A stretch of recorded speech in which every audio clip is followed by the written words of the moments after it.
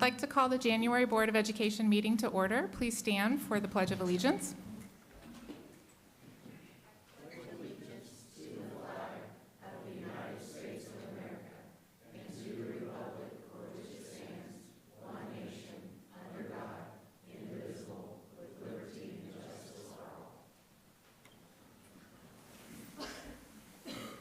All right, do I have a motion to adopt our agenda? I'll make that motion. Thank you, Mr. Quinn. Is there a second? Mr. Pondrum, all in favor, show of hands. We have an agenda. Citizens' participation and statements.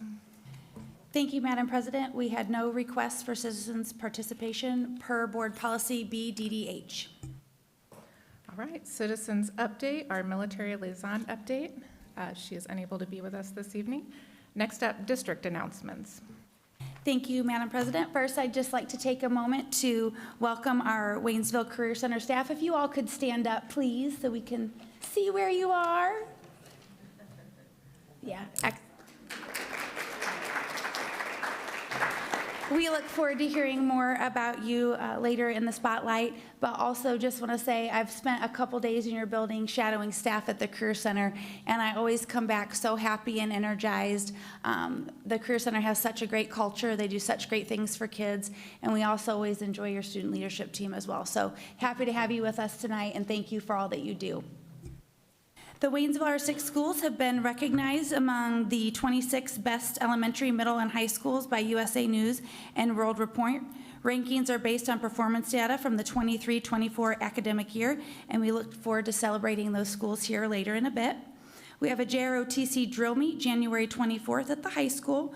Waynesville Career Center Showcase Night will be held January 29th from 4 to 7 p.m. The Love of Reading Week this year will be held March 2nd through the 6th, and we have an upcoming Tiger Pride Night, February 10th at 5:30, special education training series on navigating transition between buildings for parents, and so hope to see our parents out to attend that. The other two in-service nights have been really well attended, and we've received some great feedback, so encourage people to participate in those. And there will be no school February 16th in observance of President's Day. Thank you. Very good. Next up, we have our consent agenda. Do I have a motion to approve? Motion. Thank you, Mr. Harn. Do I have a second? Thank you, Mr. Lurcher. All in favor, show of hands. Motion passes. Next up, we have student recognitions. Our College Big Future Awards, Mrs. Long.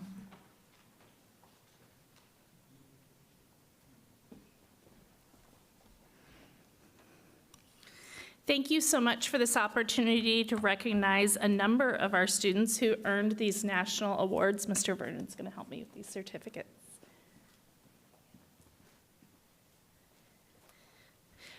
8 current Waynesville High School students and 2 former students have been awarded this national recognitions from the College Board Big Future program for their high performance on either AP tests and or the PSA test that they would have taken as a sophomore or a junior. And they're eligible by either scoring in the top 10% of that PSAT test takers in their school, state's first-generation test takers, or the state's rural and small-town test takers, or earning a 3 or higher on 2 or more distinct AP exams, all prior to their junior year. As well as earning a cumulative grade point average of at least 3.3 or higher. We have several of these students who received, there's 3 different categories and numerous awards, so I'll just read them out, and if you can come up and get all your certificates as we go through. The School Recognition Award, Serena Chen.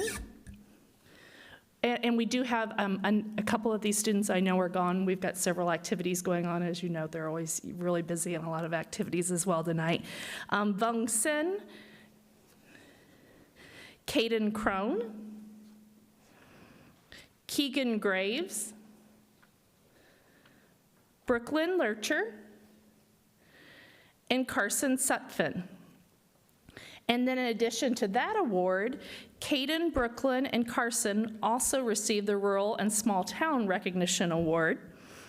And then First Generation Recognition Awards went to Brianna Ash, Vung Sin, and Kaylee Rhodes. Two former Waynesville High School students were also named. They're out doing their big future things as graduates now. But just to mention, Alexis Good and Andre Morse both also received awards as well. So congratulations to this group of students on their accomplishments.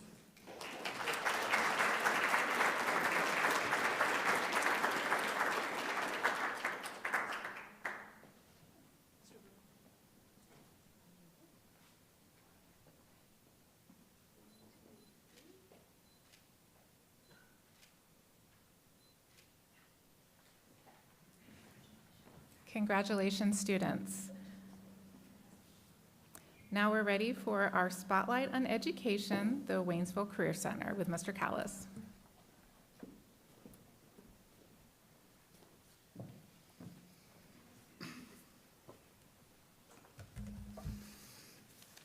Thank you, Madam President. I'm going to have Colonel Williams present our certified Spotlight winner.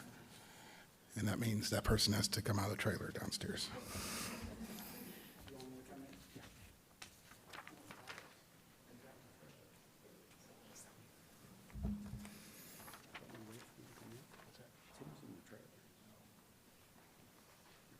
Oh, he just came in. All right, so Tim, don't go anywhere. I thought he was out in the trailer. So we're going to recognize Tim Wallace. You all know Tim Wallace. I'll just read it to you and tell you what I think of Tim. Tim is an amazing teacher and the consummate professional. He's a team player and always willing to help, and his sense of humor and wit make working here at WCC, the best place to work at, even more fun. If you ever go in Tim's classroom, his kids are always busy and always engaged. Tim ensures his classes always have the most up-to-date tools in the video production field. Tim's room is like a video technology showroom, impressive to say the least. Finally, the real measure of Tim's worth is that his students adore him. What is most amazing about my friend Tim is that aside from his job as a full-time teacher, he works tirelessly to support the district and the community. I've often joked with Tim that I wonder if the school district or the community realizes he's a school teacher or think he's just the district video guy. Nevertheless, Tim is an amazing teacher and an amazing video guy.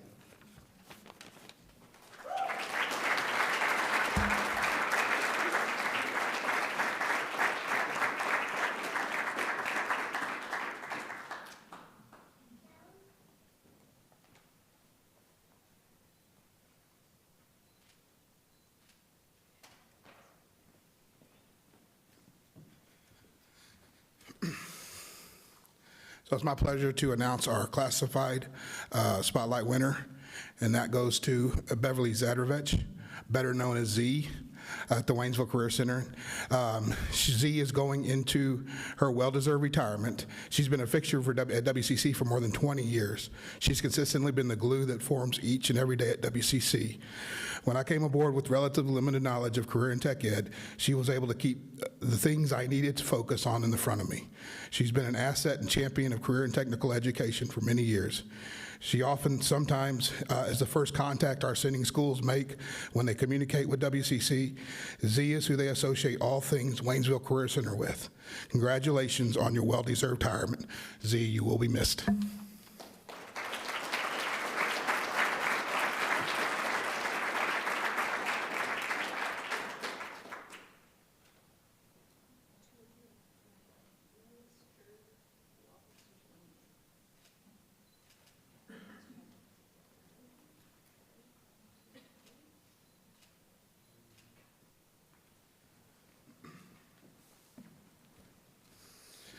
And lastly, it's my pleasure to introduce our PLC group. We have two different types of PLC groups at the Career Center, one that focuses on strategies, and one is our mixed group that focuses on a lot of our employability.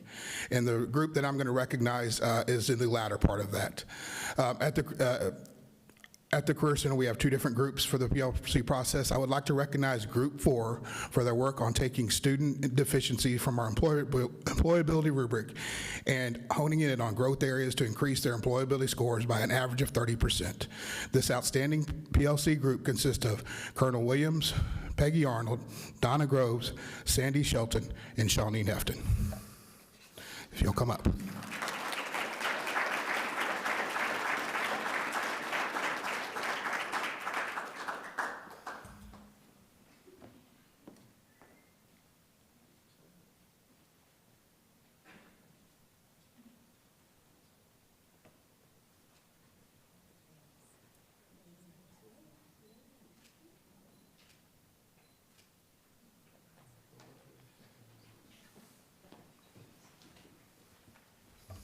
Thank you, Madam President.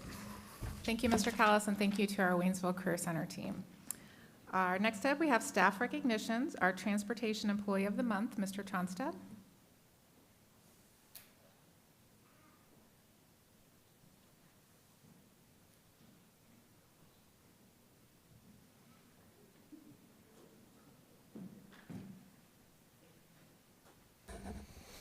Good evening. Tonight I'll be talking about our January Employee of the Month. This one's a little more special to me. Mr. Darren Park, he's a mechanic for our department. I've been friends with him and his wife for quite a while. One thing I would like to mention tonight is, although he's amazing, he's great, I'm going to try to think of something nice to say about him. He is one of the reasons why our buses are consistently to the stop safely. He does a great job. He doesn't complain. Some of these things are like, well, that's just what people should do. Well, sometimes it's not the norm. Yes, he's amazing. So, I'm sorry, a little distracted. But anyway, what it takes to keep the buses running consistently and just the smallest pieces, you know, whether it's the heaters or anything like that, he does it. He's consistent. He comes in every day. He's got a great attitude. He's willing to do whatever you need him to do, and he doesn't leave till the job is done. So I feel lucky tonight to be able to give him this award because I think very highly of him.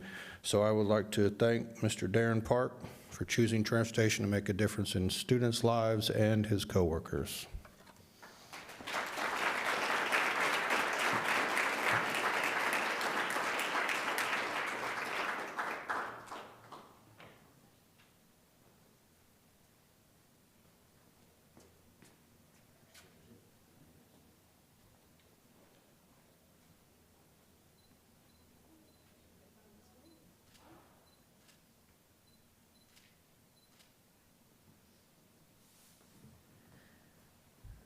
All right, now we're going to recognize our Leader in Me Lighthouse Academic Honor Roll.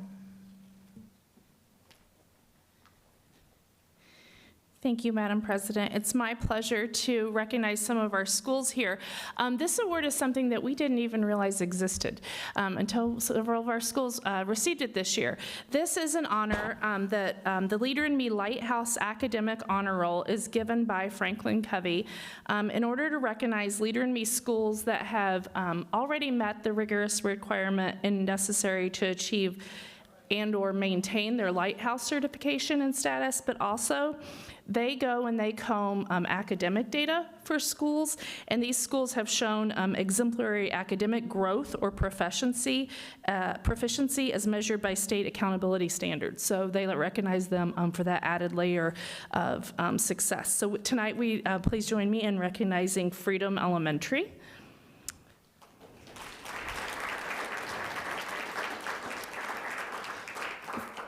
Thayer Elementary. Wood Elementary.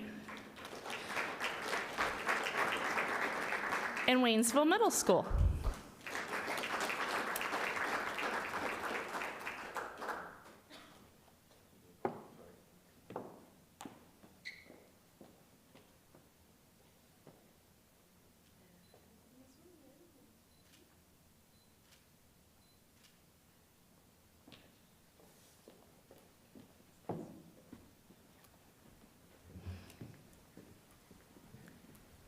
And now our Best of the Best recognition, Mrs. Bales.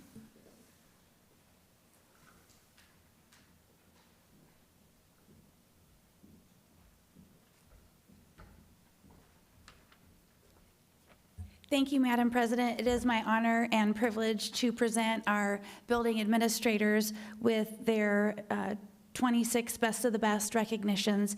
As I mentioned earlier, this is based off of data by the U.S. News and World Report, and we're super proud of the work that we do each and every day throughout the district. But I really want to highlight our excellent teachers and staff and the hard work of our students, and also our supportive community, because without that combination of effort by everybody, we wouldn't be able to achieve the results. So while the administrators are up here receiving this on behalf of their school communities, there's a lot of people behind them that make this work. First of all, I'd like to recognize Freedom Elementary.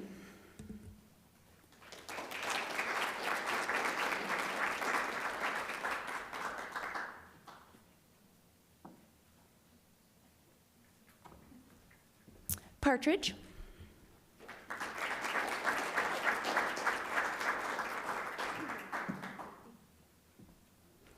Thayer.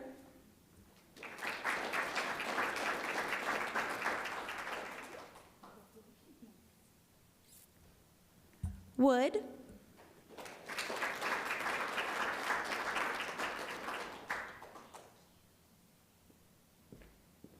Waynesville 6th Grade Center.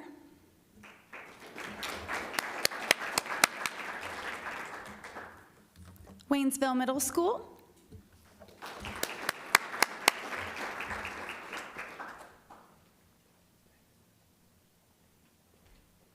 Waynesville High School.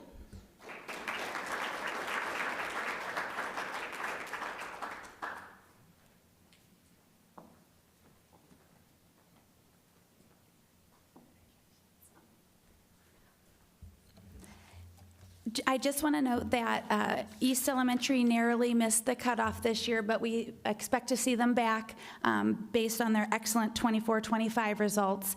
And also want to note that they don't give this recognition out for career centers or preschools, because if they do, we know that Mr. Callis and Ms. Mitchell would be up here as well. But super proud of all the work that everybody does. Thank you.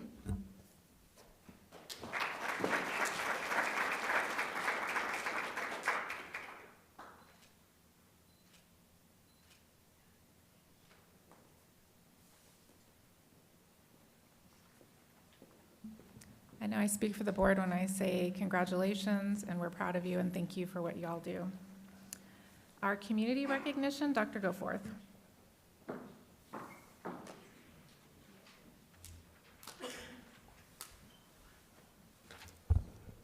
Thank you, Madam President. Each month, I get the privilege to recognize a community member with the board that does outstanding work for the community of Waynesville. And this month is no different. We will recognize Jessie Dickinson. Come on forward. She's a registered dietitian and nutrition that was able to share her talents and expertise with our high school and middle school athletes. She did some sessions with them that talked about nutrition and wellness and hydration. She even did some Zoom sessions for our parents. I picked up a few tidbits too. It was very, very informative. We want to thank her so much for giving her time and expertise to our athletes. What an amazing opportunity for our athletes to get to learn from her and build their nutrition. Thank you so much.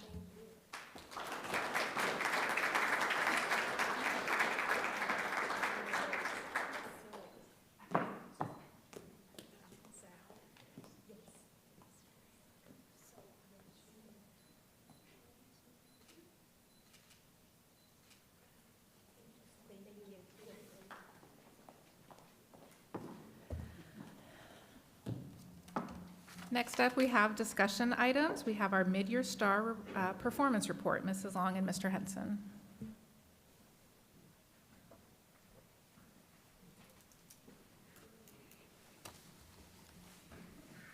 Thank you, Madam President. Mrs. Long and I get the privilege of discussing with you our mid-year star results. So what we'll look at tonight with our star score reports, we will look at average scale score.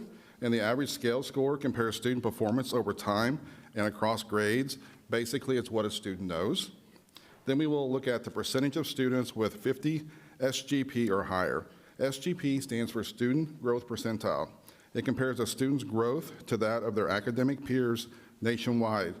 It compares them in the same grade with similar achievement history. So first, we'll talk about star reading.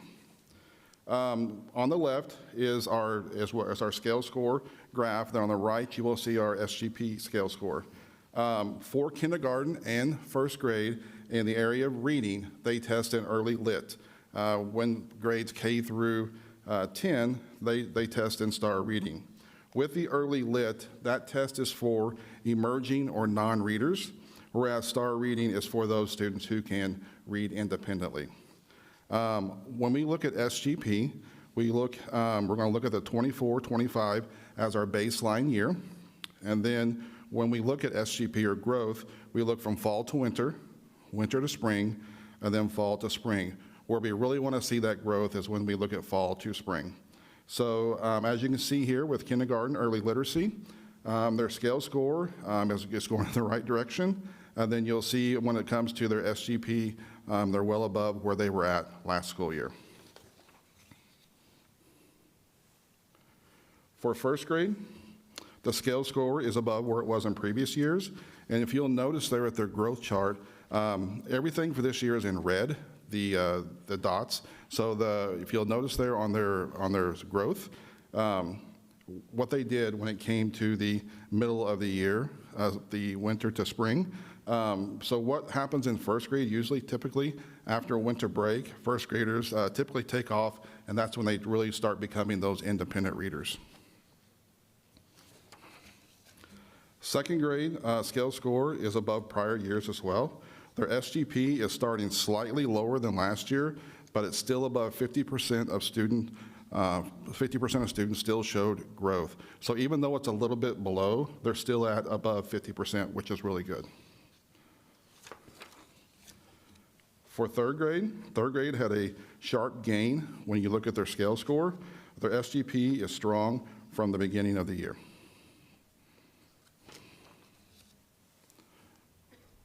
Fourth grade scale score is above prior years. Their SGP is starting out lower, but still above 50%. This is being monitored by our administrators, along with coaching supports where needed. And then with fifth grade, their scale score is higher than last year. Their SGP is below last year, but above 50%. This too is being monitored along with coaching supports where needed.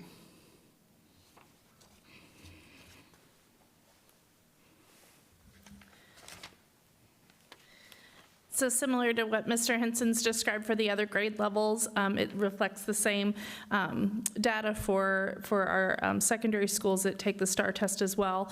Sixth grade reading, you can see a great increase in scale score from the beginning of the year, as well as the percentage meeting that growth target growing from year to year. Last year to this year. In seventh grade reading, you'll see we did have a great increase again in their scale score. The percentage meeting the 50 SGP or higher is lower than last year, but it is at 58%, which is a good percentage meeting that growth target. Our goal, again, like Mr. Henson said, is to dig in and monitor this to hopefully see this year, last year was our baseline, to see maybe a trajectory going up throughout the year, and overall, of course, that growth at the end of the year. But hopefully we can see some continued improvement during the next winter to spring that'll bring that up overall for the year. And then eighth grade, you'll see in reading slight growth in the scale score, and their percentage of students meeting that 50 SGP was at 41 and lower than the previous year. This is one of those examples of when we also pull out this data and dig in for more details, looking at specifically that cohort group of students, how they performed the year before, what type of students are they seeing growth? They may be seeing growth, just not at that 50% level, to make sure that they are growing, and identify what supports they need to make sure that, again, throughout the year, we see that trajectory and that growth within the students until the end of the year. Ninth grade, we saw excellent scale score improvement and an increase in the percentage of students with that student growth percentage of 50% or higher as well. And in 10th grade, we see an increase in the scaled score, a slight drop in the percentage meeting that, still at 54%, which is a good number, but looking at ways to ensure, again, that fall to spring growth occurs for that grade level as well.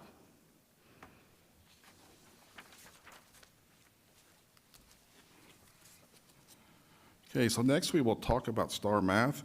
I would like to remind the board that we've had one full year now in our new math series that you approved for us last year, so this data will reflect that. So as you can see with first grade, It's performing at or above expectations for both scale score and SGP. If you will look at first grade's SGP, already at 62%, that's tremendous. So second grade is strong, but their SGP is relatively flat and below the 50% mark where we want it. We're taking a deeper look into their data and making plans to provide support where needed. Third grade scale score is slightly below last year, but making good gains. And their SGP is also below last year, but still strong at 58%.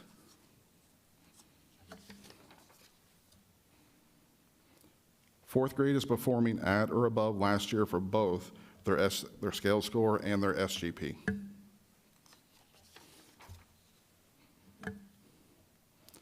For fifth grade, both their scale score and their SGP are really strong.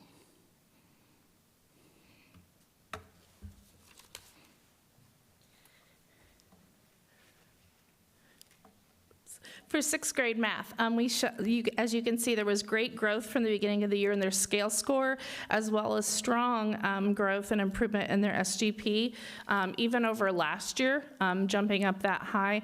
And that, again, digging in for the why to identify so that we can use some of what's working in one place and other places and learn from that. They have had some really targeted intervention plans and what we call RTI plans in that building that have shown some really good success with some of the skills that are tested on the STAR, so we're excited to see that and to use what we've learned there in some other areas as well. In seventh grade math, you'll see, again, growth, which is what we want to see, the overall performance, the average scale score going up. Lower percentage meeting the 50th, but still at 64%, which is really an impressive number of students there. In eighth grade, you'll see growth in the scale score going up, really meeting right where we were mid-year last year, but increasing from the beginning of the year, but lower growth noted. So again, this is a group that we dig into, and we look to make sure, maybe they're not growing at that 50% level. At what rate are they growing? Is there growth there? What other supports can we put in place to, again, make sure that we end that year in an upward trajectory of growth from where they start as a cohort? And just ways that we use the middle of the year data, like Mr. Henson and I both mentioned, teachers identify areas of instruction that students might need, that their classes might need, individual students, groups of students might need, identifying students with needs of an additional support. The STAR test is used to monitor students on their reading success plans in grades going up to seventh grade this year. Buildings use it to, again, look at what's needed and what's working for their tier 2 and 3 supports. As I mentioned, in some buildings we found some things to be really effective and some practices that can be replicated there. Identifying students in classrooms that might need additional support and where we can provide coaching support to classrooms and teachers as needed. Any questions? Questions for Mrs. Long and Mr. Henson? Okay, thank you very much. Culture update, Dr. Washington.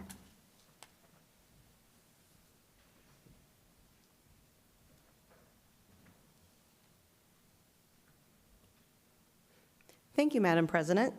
Tonight I have the pleasure of giving an update on our cultural program. There are many reasons here in Waynesville why we focus on culture, including the ones I have listed there, but really making sure that every student and staff member feel like they're seen, valued, and safe. We strive for inclusion and belonging. Another reason why we focus on culture is due to our enrollment demographics and helping to make sure that all students feel welcome here in our district. Out of our current enrollment, I thought an interesting statistic was we're almost 50% males and 50% females. We didn't plan this, but I thought it was a neat demographic to share. Also part of our why with culture is our race distribution that we have of our current enrollment demographic. The last column got cut off, but it's American Indian, Alaska Native. So you can see the distribution that makes up our enrollment demographic. And then our special programs demographic, out of our enrollment, we service 1,373 students on IEPs, and then we have 260 students on 504s, ELD is our English Language Development Program for our students who we work on English proficiency, and we have 294. And then LEAP is our gifted program. We currently service 305 students.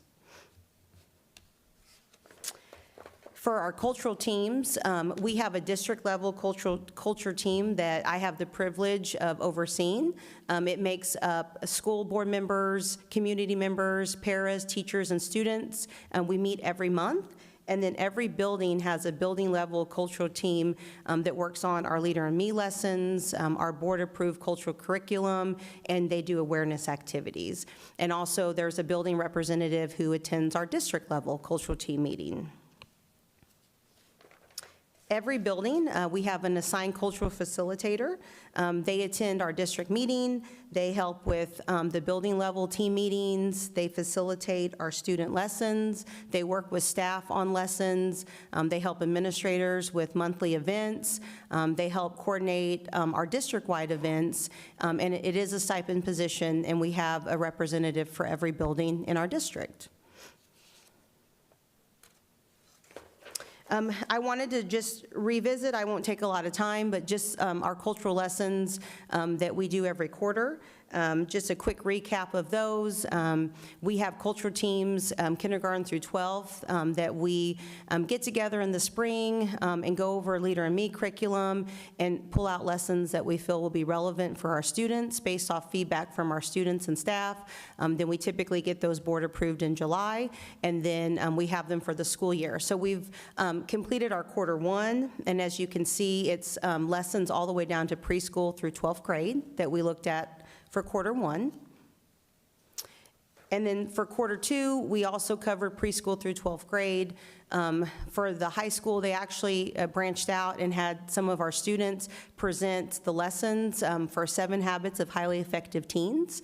And the feedback was very positive from our students by having other students deliver those lessons. So that's been a great change, and we'll continue to monitor that. And then every building has completed the quarter two lessons. And we are starting our quarter three. So as you can see, continuing with high school, we continue our 7 Habits of Highly Effective Teens, all the way down to preschool, where they're working on valuing the difference in others, and the assigned activities for quarter three. And then as we look ahead for quarter four, we will continue in our district meetings, we report out how well the lesson's going, is there anything that we need to change, and then that provides feedback on topics that we want to focus on for next school year. Also, we have staff lessons. They are also aligned with Leader in Me. This year, we focused on the Inspiring Other series, which just works on empowering all of our staff members to be great leaders, putting some more tools in their toolbox, working through some different scenarios, and this is happening at every building in our district. All right, some of our fun activities, one that I love the most, Tiger Festival of Nations. This happens twice a year in the fall and spring. It's a free event.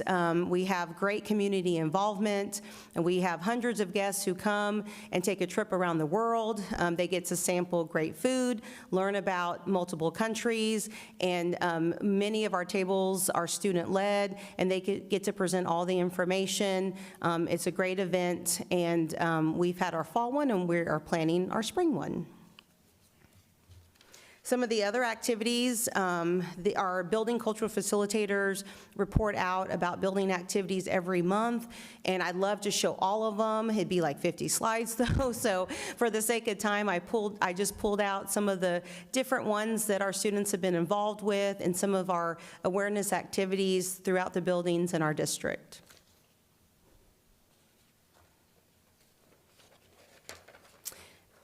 Other events that we have Special Olympics. Our students who participate in Special Olympics have bowling, basketball, and track and field. We also, in collaboration with Aaron Pondrum and the Conservation Department, we have Kids Fishing Day for elementary and secondary students. They go to Merrimack Springs, and we have many student volunteers. They love assisting our students and help bait hooks and do all great fishing things that I wish I knew how to do, but I'm not very much help in that area. But our kids have a blast and always look forward to those days. That is our update on culture. Any questions? Questions for Dr. Washington? Okay, doesn't appear so. Thank you very much. Thank you. All right, we have some a job description for first read. Dr. Goforth. Thank you, Madam President. The following job descriptions are presented for review and consideration as a first reading. 5.01.2, Speech Language Pathology Assistant. Administration will request approval at the February Board of Education meeting. Are there any questions at this time for Dr. Goforth? Okay, next up, we have our construction update with Mr. Harrison. It will not compare to the opportunity that we had to visit the Liberty site, but we'll do the next best thing and watch the slide. Thank you, Madam President. I was very glad to get to take the board up there and get a bird's eye view of the project, and pleasure to present an update tonight on our current active projects. So, which our current active construction projects right now are Liberty Elementary and our admin building renovation. So Liberty Elementary here's some aerial photos that I took. These are as of last week. It's a very exciting time in the Liberty Elementary project because it's in that construction phase right now to where from 1 month to the next, I mean, it just changes drastically. So if you look back to the photos that I presented last month's board meeting, there was not a gym there. Now there's a full gym there. So, and that gym happens to be the ICC 500 rated, which is rated for 200+ mile-an-hour storms. That is similar to a FEMA shelter. It's just not a FEMA-funded project, but it is a FEMA shelter, the same rating building for that can house our entire staff and student population at Liberty Elementary if the situation arises for that. And it also serves as a great gym for our students and community members. So this photo here was taken. This is an aerial view above the entire facility there. You can see the classroom wing there, the shiny material there. That is actually composite decking it kind of looks like it's the roof, but it's actually the decking that goes on the second floor where the concrete will be poured. And I do want to point out, though, you see a section missing there in the top left corner. We did have an issue that came up where we had some low break concrete in that corner area right there that was identified where a concrete truck came in and poured the concrete, and then we do sampling of the concrete that comes in there, and then they do multiple testing on that. And the end goal of that is for it to reach a certain compression strength. Well, in that one particular area of that one batch of concrete that came in, it did not get up to that threshold. And so our architects and engineers and contractors were very cooperative. We got together, formulated a plan. That concrete was taken out and has been put back the right way. That was done as of last week. They did a 3-day compression testing on it on Saturday. I was very pleased with those results. And they'll do a 7-day testing on it on Saturday, which will tell us as well. But there was a lot of monitoring going on, and so I'm very confident that was put back in the right way, and there will be no issues moving forward with that. So they will continue moving forward with putting the decking on, and over the next few weeks, we'll start to see the concrete poured over that, and we'll also see a roof start to go over that. So within the next couple months, that structure should be pretty much dried in from the outside. So excited to see that. This view also shows the structural area going up, and I'll go here to the next photo as well. It shows the structural area, the structural steel going up for what I call the common area of the building, which is like kind of the office area. You can see over on the right side of this picture, the concrete block structure. That is where the kitchen is, and then right next to that, the gap in between that and the office area will be the cafeteria where that's going. So a lot of things moving in a very fast pace. This is just a little bit closer up view. You can get a better view of kind of how the whole campus is really kind of taking shape. This picture here, the reason I took this, I wanted to show the guardrails are going in. So on all the retaining wall areas, they will be putting in a pedestrian guardrail and a vehicular guardrail. This was the first section that they installed. Towards the beginning last week, we went up and inspected this just to kind of make sure it was going to be how we thought it was going to, and it's going. Those guys are doing a great job putting in those, and so as you can see there, those are the typical guardrails you see on incline areas and things on highways to protect vehicles, and then the black railing there is going to be the pedestrian guardrail that will be out throughout the campus. Schedule on Liberty Elementary. So this month, January 26th, structural assembly continues throughout January and February. So over the next few weeks, we expect to see the classroom wing roofing going up. And then February, so next month, we expect the guardrails to be complete throughout the entire campus. And then March of 27 is still, we're on target for the substantial completion date of the project. And happy to report Liberty Elementary is on budget and on schedule at this time. Administration, building renovation, and just a quick kind of reminder of the why behind this project. We are addressing structural issues in the building, and then also some much needed updating of our mechanical, electrical, and plumbing systems throughout the building. Also some much needed additional meeting and training space that the district will be able to take advantage of. And then just kind of a layout more conducive to our current organizational chart at the administration level. So this is a picture here. Phase one of the project, they're coming in, they're building the new data closet and the new mechanical closet. So as they're going through the phases, they can pull all the new electric cables and all the new data cables to the new areas where they're going. So this is a picture of the new data room that is complete. You can already see they've started pulling some data cables up into that area. This was a picture of the walls that will be built. This will be where the mechanical room is going, to where all the new electric wires will be pulled up. That's really been all that's complete since the last update I gave. I would say this project is a little bit behind schedule right now due to some scheduling conflicts and some things with their concrete contractor. But I speak to them on a daily basis, and they have that all lined out. And we are expecting things to get back on track now, and they're going to be back in full force coming in over the next week. And so just kind of an update on the phases here. Phase one, we're anticipating to be complete July of 26.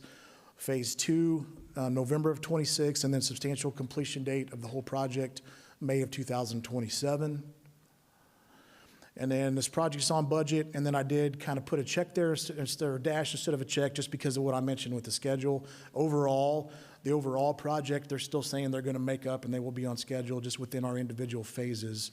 They kind of push those back a little bit. So overall, the substantial completion date's still the same, just the phasing dates are a little bit behind, but we are pushing to try to get that back on schedule. And with that, I would be glad to answer any questions you may have. Questions for Mr. Harrison? Thank you, Madam President. Thank you very much. Next up, speaking of Liberty Elementary, boundary lines, Dr. Washington. Thank you, Madam President. This year, we established a boundary line team that met frequently to establish the boundaries for Liberty, East, and Freedom for the 27-28 school year. We consider demographics of our students in order to have an equitable distribution for enrollment. The proposed street names are attached for a first reading. Questions for Dr. Washington? Could you just remind us student count per building, what we're looking at?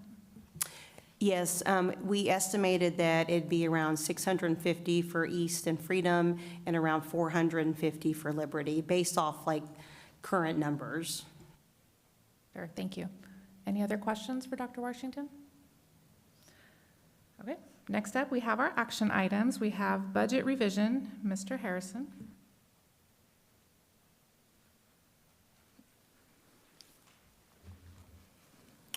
Thank you, Madam President. It's that time of year when we come in, and of course, we build our new budget for every year, and around the June timeframe is whenever the budget is board approved. And then as we go through the year, minor adjustments are needed. And so this time of year, we come in and we look at actual expenditures and revenues that have occurred for the first half of the year. And then we do our projections on that, and then we adjust accordingly. So that's what I'm presenting here tonight. Will be the budget revision for FY26.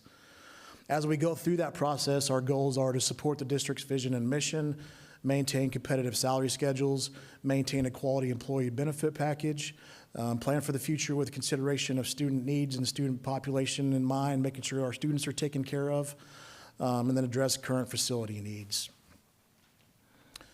This is a snapshot of how FY25 ended, and the reason why I show this now is because we go through the audit process and then we finalize all of our numbers, and the ending balances here represent the beginning balances for FY26 budget, so this comes into play here.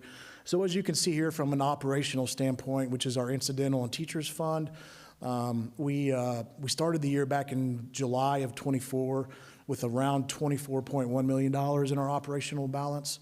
And then you can see there, we ended with around $25 million, which if you look back and at our expenditures for that same year, that represents around a 30% reserve balance, which is a good place to be. And then and our CSIP goal currently for that, to keep our reserve balance, our operating reserve balance between 25 and 30%. So we're sitting good from that standpoint. Looking at the capital outlay, we started in FY25 with around $56.5 million and ended at around $112.4 million. And then if you look at the total column, which adds operating and capital together, started the year with about $80.6 million and ended with around $137.4 million. And then you'll see those bottom numbers again as the beginning balances whenever I show the FY26 snapshot here in just a few minutes. So just kind of an update from a revenue standpoint. One thing I'll point out here, of course, the big number, that sticks out right there is the $78.7 million from FY25. What that represents is we did the lease purchase for Liberty Elementary. Whenever you do a lease purchase, that money comes in as a local revenue stream. That was a $50 million lease purchase. And so if you take that out of the picture, the trend there is more on a linear kind of schedule there. So I would say for this year, we are on target with a minimal increase from last year from a local revenue standpoint. State revenues, we are up a little bit, and that is mainly due the state they increased their SAT, which is the amount schools receive per student, from $67.40 to $71.45 from last year to this year. So that represents the increase that you see there. Federal revenues, we always budget our impact aid B2 dollars very conservatively. So at the end of this fiscal year, I would anticipate that to be closer to what you see there historically. But because of the volatility of the impact aid B2 funding, we don't like to get her too far ahead of ourselves and then find out there's going to be some issue with that. So that's where we are currently budgeted, and that meets all of our budgets from an operating and capital standpoint, but we do budget that very conservatively just to be safe. And then jumping over to expenditures, so kind of a breakdown of our overall operating expenditures. Salaries, approximately 58% of our overall operating budget. Benefits, around 16% of our overall operating budget. Purchase services, which is things like our OPA food services contract, K-12 ITC, our HVAC maintenance contract, things of that nature. And then supplies equates to around 10% of our overall operating budget. And this kind of is a breakdown of all of our employee and salary benefits expenditures. You can see the trend there is pretty consistent. The jump from last year to this year represents the increase in salary and benefit package that the board approved going from last year to this year. And then this amount here shows our purchase services amount here. So that steadily increases, and you'll see this trend all across the state of Missouri in schools as schools start to outsource more things through third parties. You'll see this throughout. This is a pretty common trend throughout all districts in the state of Missouri. Food service expenditures over the last few years, you can see we're pretty flat there. Last year was around $3.3 million. That was our actual amount. We're projecting around $3.1 million to end this year for food service expenditures. Transportation expenditures, you can see there, we're projecting we're gonna end with around $6 million in expenditures from a transportation standpoint. And this budget fluctuates pretty frequently, kind of due to fuel prices and things of that nature. Our overall capital project expenditures, you can see there's been a big jump in FY '25 and '26, and that is strictly, directly related to Liberty Elementary and the admin building renovation project. Lease purchase agreement, so this is paying off those lease purchases that we've done in the past. The gray one represents Freedom Elementary that was done back in the day. We refinanced that one back in 2021. We will have that one paid off in FY '29. And then the orange bar represents our ongoing lease purchase for Liberty Elementary. Total expenditures, same conversation here, that you can see the big jump, and that's directly related to Liberty Elementary and the construction projects we have occurring right now. About $153.5 million of total estimated expenditures throughout FY '26. And as I mentioned before, the ending numbers of FY '25 equate to the beginning numbers here for FY '26. From an operating standpoint, we're looking at, we started the year around $25 million, and we're looking to end this fiscal year with around $25.6 million. And then from a capital outlay standpoint, we started with around $112.4 million, and we're anticipating ending around $54.8 million. And as I mentioned previously, all of our Impact Aid B2 funding, we revenue into the capital side. So I would anticipate that number to be higher, but as I mentioned, we do budget that very conservatively just to make sure we're going to be covered either way. So, and then from a total, if you look over on the far right, the total started with about $137.4 million and looking to end at around $80.4 million. Some highlights for this year, as we kind of know more now in January than we did back in June. As I mentioned before, the SAT increased this year from a state revenue standpoint. We are closely monitoring Missouri revenues and forecasts for going into FY '27 and beyond. There's a lot of legislative things going on at the state and federal level, so we're closely monitoring at all levels currently. But we do anticipate some changes. The state formula. There's a committee right now. They are going through and changing the state formula. And there's, we don't know at this point how that's going to affect us, but we're closely monitoring to ensure that we adjust appropriately going into FY '27. Local revenues, we anticipate that fluctuating over the next 1 to 3 years with all the housing thing that is directly related to our housing growth and things of that nature and the assessed valuation within our district boundaries. Same deal there. We're closely monitoring legislation. There's a lot of legislation out there that could potentially impact local tax revenue, so we're closely monitoring that as well. Then federal revenues, we remain B2 eligible for FY '26, so that's great news there.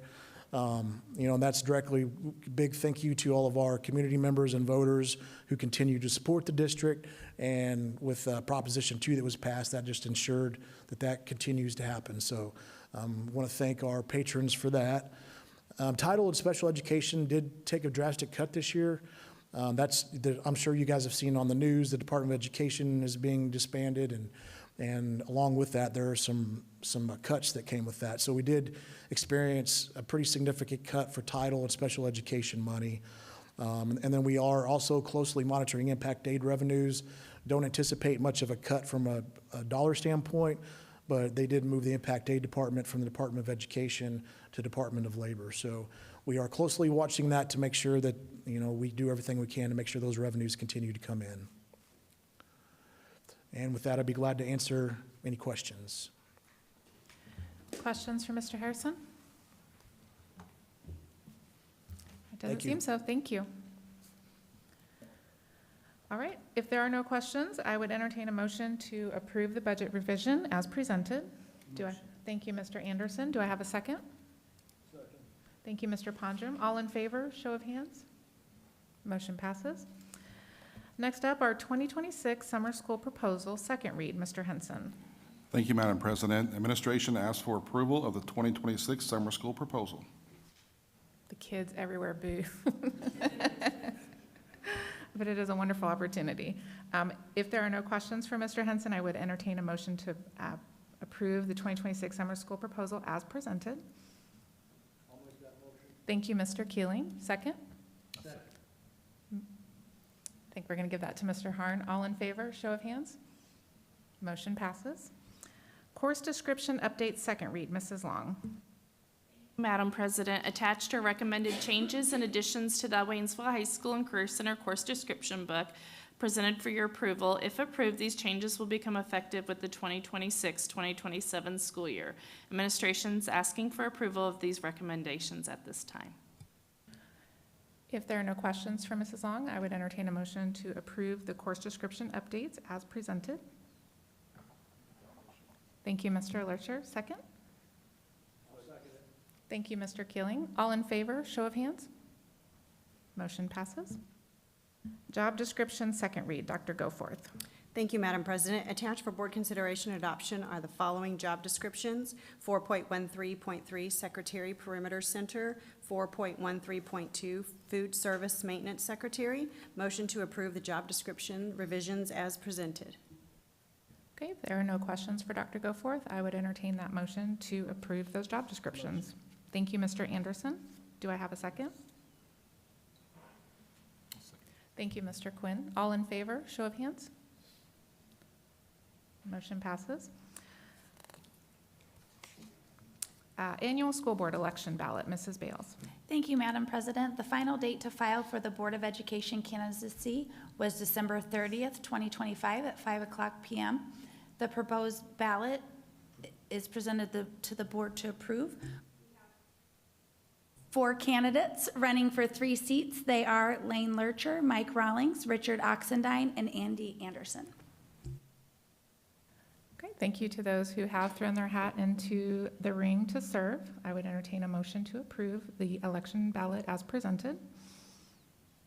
I'll make that motion. Thank you, Mr. Keeling. Do I have a second? Second. Thank you, Mr. Harn. All in favor, show of hands. Motion passes. Our 2026-2027 school calendar, Mrs. Long. Thank you, Madam President. Administration recommends approval of the attached calendar for the 2026-2027 school year. If there are no questions regarding that 2026-2027 school calendar, I would entertain a motion to approve. Thank you, Mr. Quinn. Do I have a second? I'll second it. Thank you, Mr. Keeling. All in favor, show of hands. Motion passes. The Waynesville Middle School Cafeteria Expansion Contract Approval, Mr. Harrison. Thank you, Madam President. Administration recommends a motion to approve the contract with James R. Thomas Construction for the completion of the Waynesville Middle School Cafeteria Expansion Project in the amount of $102,204 as presented. Okay, if there are no questions for Mr. Harrison, I would entertain a motion to approve the Waynesville Middle School Cafeteria Expansion Contract as presented. Motion. Mr. Anderson, thank you. Second? Second. Thank you, Mr. Harn. All in favor, show of hands. Motion passes. At this time, I would entertain a motion to adjourn our January meeting. I'll make that motion. Mr. Quinn, Mr. Keeling, all in favor, show of hands. We can go home. Thank you.